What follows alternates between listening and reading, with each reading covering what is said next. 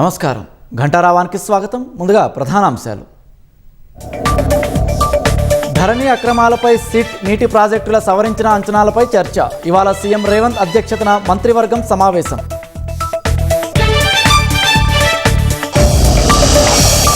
ఇవాల్టి నుంచి అమల్లోకి ప్రభుత్వ ఉద్యోగుల ఆరోగ్య పథకం. సచివాలయంలో ప్రారంభించనున్న ఉప ముఖ్యమంత్రి భట్టి.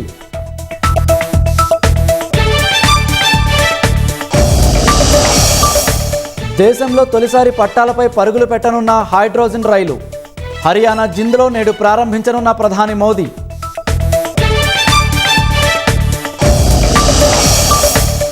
చైనాపై సంచలన ఆరోపణలు చేసిన ట్రంప్ కనీవిని ఎరుగని రీతిలో భారీ డేటా చౌర్యానికి పాల్పడిందని ఆగ్రహం.